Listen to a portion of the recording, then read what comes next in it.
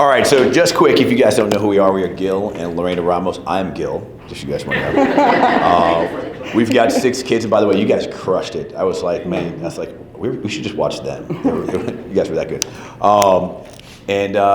We came into the real estate space as an attorney and a realtor, kind of just figuring things out. And we thought for today, we'd do something a little differently. Rather than just telling you like what we did and just like all the good highlights, we're gonna focus on 3 of the things that almost didn't let us get on the stage, things that could have killed us.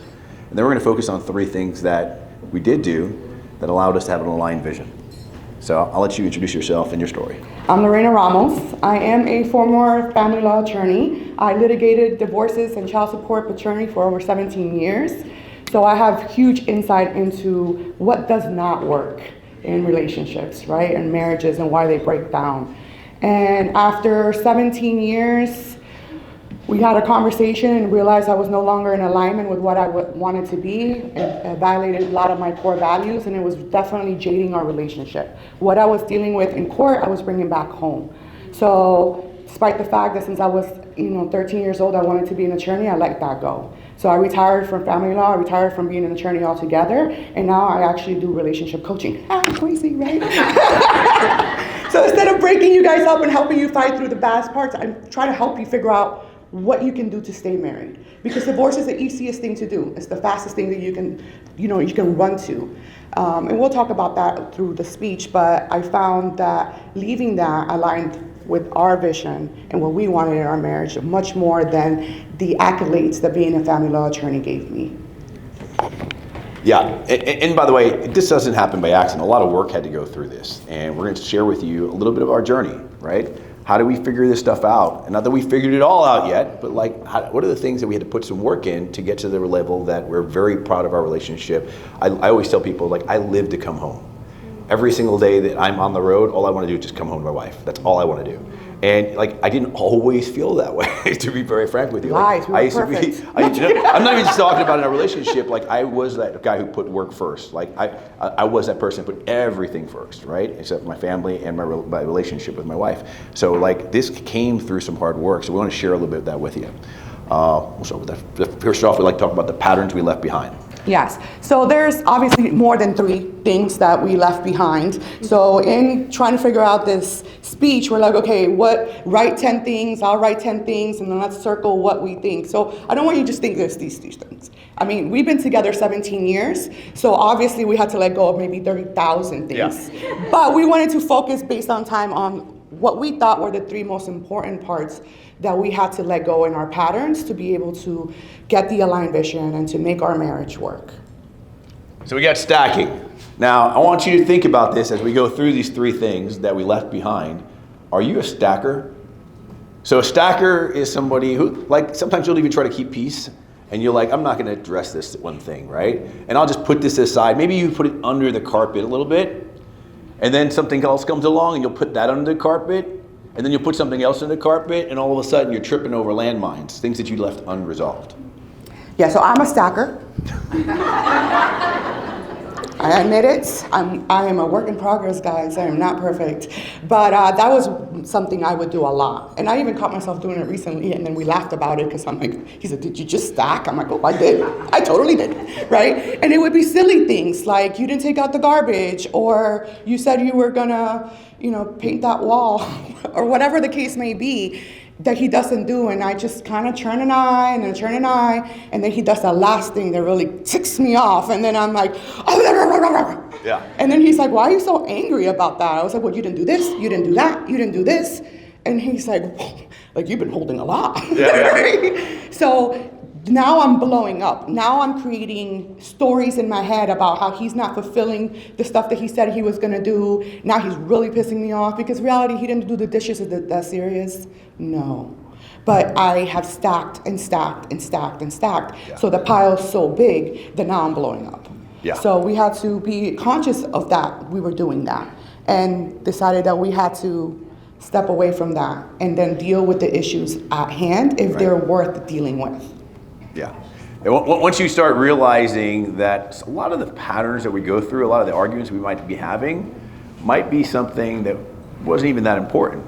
but we just built on it and built on it, and an energy built up that an explosion ends up happening. So we're really good at trying to let's just resolve some things in the issue, right? And for you guys who are in business together, which is why we're here, right? You can stack a lot of the stuff that are frustrating you in your business, right? The way one of you handled a client, the way one of you failed to do, the appointment, whatever it is, you're stacking against each other, and then you start thinking, should I even be in partnership with him in business, right? Or her in business. So stacking, not just in the things that are happening in your home, but stacking on the things that you may be not satisfied with in business can definitely cause bigger problems for you. All right, so next one, flight risk. Oh, guys, that was me too. There's some love to it. The flight risk was, I had a go bag. She emotionally had a go bag, I'll disappear in a second, just do something, right? But I had actually, from my player days, I always had a bag in my car that if I wasn't gonna stay here tonight, I was gonna go somewhere else, and I had my toiletries inside that bag, and a change of clothes and like that. And that affected I physically had that, but I also had it mentally. Yeah, so like I said, I was a flight risk. Obviously, you're gonna see a lot of the problems were not me, okay? But like I said, being a divorce attorney, you are so jaded. You're constantly thinking of if we do get divorced, right? I mean, 17 years of constantly fighting. Your head is gonna be in a space of well, what if this happens to us? What if this happens to us? So I constantly had one foot out the door in wanting to be fully in. So when I say flight risk, I would threaten out, right? And that's being a really good divorce attorney. I was like, I'm out.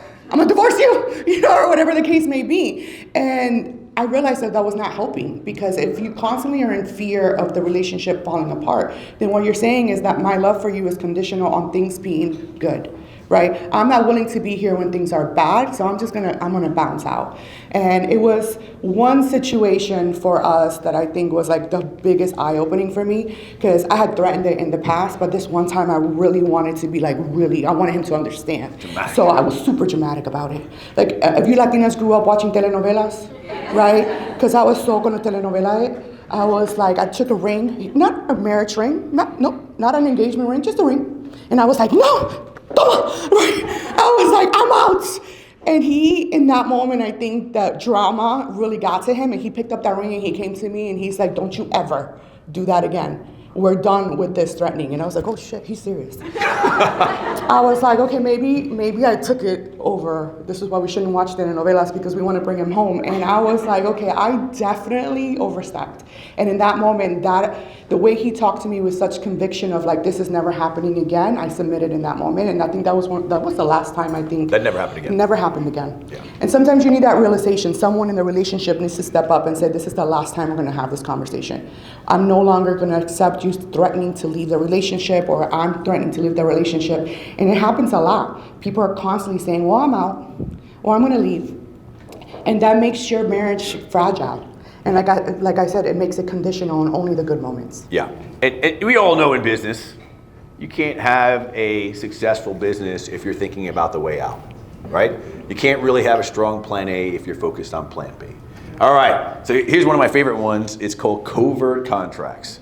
And this is one that we both play really, really well. And truly, it causes a lot of frustration, right? I expect you to behave in a way that I really haven't expressed to you. I'm just assuming that you do that, right? And it really comes down to having an alignment in vision, right? Because sometimes when you have two powerful people, you just come into each other, and you cause a lot of chaos that way. We just expect people to act in a certain way. But these silent expectations that aren't actually explained in a way that we understand each other's feelings, I don't just want to know the words, I want to know, how does that make you feel? Because if not, and I violate that for you, and I don't even know, I just keep walking, and I might actually lead that to stacking later on. This was a challenge for us that we had to really kind of talk about. Yeah, so this is a presumptuous situation, right? Where you're expecting that your spouse is going to behave, do, or act a certain way based on your blueprint of what that relationship looked like, what you expect from your spouse. But you never actually communicated that with him or her, right? You weren't like, hey, listen, when we go here, I'm going to need you not to interrupt me on stage kind of thing, right? Or I'm going to need you not to, be late. I just expect that you're not going to do these things. And then when you do it, now I'm holding you accountable for messing up my blueprint that I never quite communicated to you that I had an expectation on. So then you build frustration, and then your spouse is like, I don't understand why you're mad, because their blueprint is completely different than yours, right? Their expectations of the situation are completely different than yours. So now you're lacking communication, you're lacking clarity, and now you're both frustrated because she's mad at you or you're mad at her, and neither one of you are understanding why. Yeah. So that's why it's so important that if there is something important in your relationship, there is a blueprint that you desire for it to be done, then you need to communicate that clearly. What does that look like? What is the expectations? What are the feelings behind it? And why is it so important to you? And then can that spouse honor it? Yeah. In this covert contract, there's one dangerous thing you can do too. Keep a scoreboard. Oh, we got some scorekeepers here. Right? And you start like, well, you did this, you did that, you did that. Once you start erasing the scoreboard, you start every day fresh. You resolve the issue and you kind of talk about it and you go through it. And then what comes to a point is you don't need to keep talking about it. And that's where you start finding alignment, there's less friction. Like, we were great at scoreboarding. You didn't do this, or you did this, and I still do this one. Like, well, I did this, but you also did that, right? And that's what I'm still trying to work on. I slip that one through once in a while. All right, so here's the 3 things I think we had to do to kind of get to the relationship that we're at right now. So the first thing was be needy. Be needy. To be honest with you, this was one that kind of shocked us. We went to a Tony Robbins event. We were talking about it. And he talked about having a examination of your relationship. Go ahead. So one of the important things for us is that we do a lot of self-development, right? Over the 17 years that we've been together, I would say about 10, 11 years now that we have been in the self-development world, which was a good and major reason why our marriage is so good right now, because we learn to do things and understand stuff together. And it's very important that you do self-development on your own, but also together, right? So there, you should do women things. Men, I think you guys need more men stuff, right? But also, what do? You come back and you pour that information, and then you do things together. This event was one event that we've done many, many times with Tony Robbins. Those who know us know that he is our guy. And UPW, Unleash the Power Within, which is in November, by the way, taught us about the 6 human needs. But it was really ingrained in us at Date with Destiny, which is 7 days, all-in event, and 1 day is dedicated specifically for relationships. And that day, I was like, there were so many aha moments for me. But Date with Destiny was life-changing for me. That was part of the reason I stopped being an attorney too. But in there, because it was that aha, I'm like, oh my God, I'm against my core values. Now I know why I'm always like, nasty. Why I should be happy all the time. But in there, we learned about the 6 human needs. And those who don't know it, it's certainty, uncertainty, love, connection, growth and contribution, and significance, right? And everybody has these needs, and everybody has them in different orders. So the 2 top ones for you are the ones that you live through. These are the ones that you want. For me, it was certainty and significance. And of course, Tony Robbins says, if certainty and significance are your top 2, you're fucked, is what he said. Yeah. So I was like, quote. That is his quote dead on. I was like, yeah. So he tries to help you change it so that you maybe love and contribution or growth go to the top. But nope, certainty and significance was my top 2. So when we learn these needs and how they shape us, then one thing we did on the way home, I was started asking questions, because I like to ask a lot of questions. And I'm like, well, how do you think that you rate yourself in fulfilling these needs for me? Yeah. And vice versa. My answers were all, I crushed them. Oh yeah, he swore. I crushed them. Like, significance 20. I was like, it was 1 to 10. Yeah. He's like 20. Yeah. And now it's like, well, shocking, because actually it's like -1. Yeah. And he was like, what? Yeah, but then we had to go through, and this is why this examination is so important, is because then we had to go through, and I was like, well, this is how I'm showing you significance. And there was 3 or 4 things that I was doing for her that she wasn't recognizing, right? That she was like, okay, well, you are trying, I got that part, right? But these are the things that really would make me feel significant. Right. And that was kind of eye-opening, because she was basically giving me the answer to the test. And I was like, oh, this is awesome. I can actually just go straight to that. I don't have to play any guessing work. And then when we kept on doing this, we do it on a quarterly date night, and we would sit there and we're just like, so Score 1 to 10, where am I doing on love and connection? Where am I doing on growth? And what happens is the scores get better because I know the answers to the test. But here's the deal. Doesn't mean it's always the same. We do go through some seasons and things change a little bit, right? And as they change, I get to find it out from the source.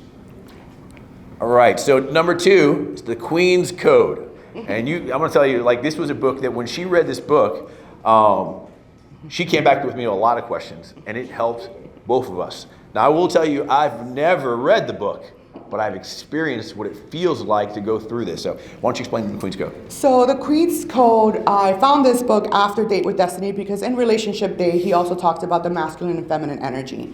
And I wanted to dive deeper into that and understand because I did live mostly in my masculine state. We're both very strong personalities, high D's in the DISC test, A-type personalities, super strong-headed, both of us. So I constantly lived in my masculine, and as you can tell, my husband is always in his masculine. So how are two masculine people having a relationship that works?